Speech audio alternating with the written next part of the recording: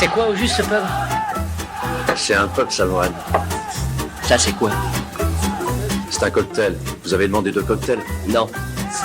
Je t'ai demandé de me servir quelque chose de frais. Vous voulez une bière? Allez au pub. Faites couler la bière! Ces hommes sont assoiffés! Viens dehors. Fais ta note d'abord. Je paierai plus tard. T'en seras plus capable. Ouais, je suis mort de rire, mais je vais te défoncer la gueule. Tu veux que je le fasse ici ou dehors? Alors c'est ça ton truc, tu arrives dans un bar, tu délites d'obscurs passages de quelques bouquins et tu prétends que ce sont tes idées à toi. Et tu fais tout ça juste pour impressionner une fille et embarrasser mon ami? Bienvenue, prends un tabouret et pose-toi, tu es au Ciné du Commerce, un podcast où on parle de ciné au comptoir avec une suze qu'on a payée avec la petite monnaie. Avant la grande émission, tu sais que nous avons mis en place ce petit format dans une pastille pour te faire attendre et peut-être, alors ce mois-ci c'est vraiment peut-être, te faire découvrir le thème du mois, mais bon. Donc là, ce mois-ci, ça va s'appeler le syndrome du miroir. Et c'est un récit imaginaire dans un futur où la technologie ne sert plus à créer, mais à recycler l'âme humaine sous perfusion numérique. Et c'est pas la matrice. Et tu vas être matrixé aussi, pourquoi pas. Donc les personnages, c'est Elias, dit le veilleur, qui est technicien de bas étage, chargé de la maintenance des flux d'IA. Solitaire et mélancolique, il ressent un vide qui ne s'explique pas jusqu'au jour où il tombe sur la bobine. C'est le maître du haut-château. Ça pourrait être ça.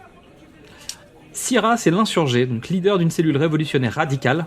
Elle croit que la destruction de l'IA passera par un choc visuel. Une image non générée, une image sale et imprévisible.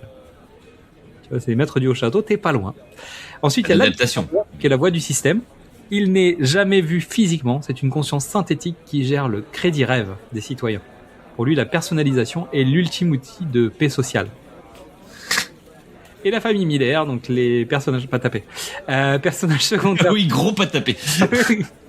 On les voit regarder le même film tout au long de l'histoire, mais leurs skins divergent de plus en plus, illustrant leur déconnexion totale. Acte 1, l'exposition La dictature du sur-mesure. Donc on découvre le monde, une cité aseptisée où chaque citoyen porte des lentilles optiques permanentes. Elias travaille dans les entrailles d'un serveur géant, et on voit la famille Miller partager, entre guillemets, un moment de cinéma. Le fils regarde une version cyberpunk, la mère une comédie musicale, le père un western, les dialogues sont les mêmes, mais les émotions sont isolées. Incident déclencheur, lors d'un bug du système dans une zone désaffectée, Elias trouve un objet physique lourd et circulaire, une boîte en métal contenant une bobine 35 mm. Ça aurait pu être une clé USB. Ouais, ça aurait pu.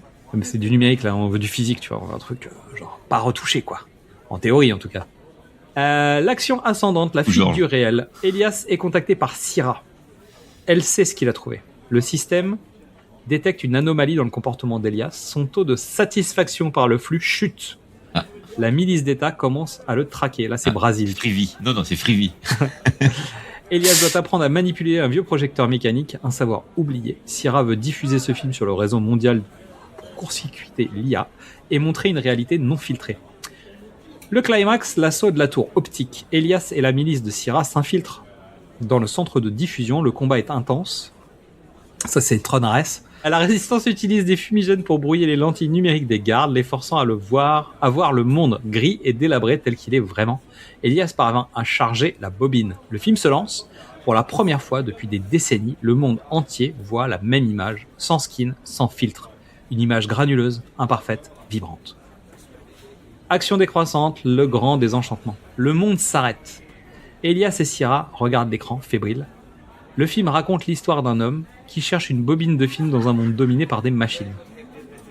Elias réalise avec horreur que les décors, les visages et même les dialogues du film antique sont exactement les mêmes que ceux qui viennent de vivre. La bobine n'est pas un vestige de la liberté, c'est un remake d'un classique oublié, produit par une IA de la génération précédente. Le système s'est déjà inventé sa propre révolution il y a 100 ans. C'est la matrice. Ah, c'est Black Mirror, c'est le point Black Mirror. La résolution est l'éveil amer, l'administrateur intervient, n'arrête pas la diffusion, au contraire, il intègre au catalogue, sous le nom de skin révolutionnaire.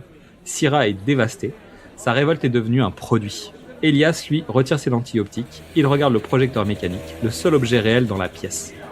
Elias comprend que le problème n'est pas l'IA, et que l'humain préfère le confort d'un remake personnalisé à l'effort de créer du neuf. Il laisse alors la bobine brûler sous la lampe du projecteur. Un plan serré sur l'œil d'Elias, nu, sans lentilles, regardant un mur vide et commençant à imaginer sa propre histoire. Voilà. C'est pas C'est tout pas à fait. mal. C'est pas mal, hein, mais j'ai fait un prompt très long.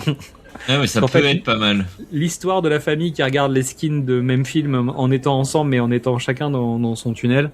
C'est un peu ça que j'avais proposé, tout en disant on va trouver la bobine d'un film, ça deviendra révolutionnaire parce qu'il faut que machin. Bref. Donc, j'avais donné beaucoup d'informations pour obtenir un truc qui me satisfait pas à 100%, mais c'est pas grave.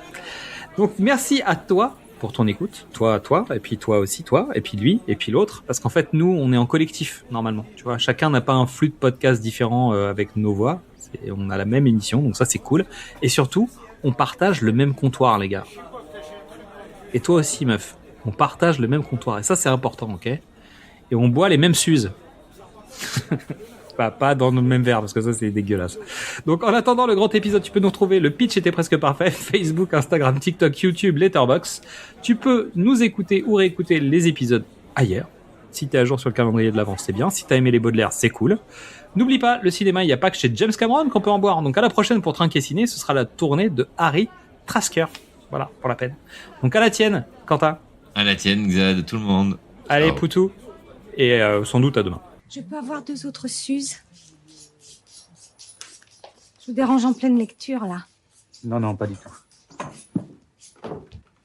Je ne sais pas comment vous faites pour lire, moi ça m'endort. Eh ben, 2 autres Suzes, alors.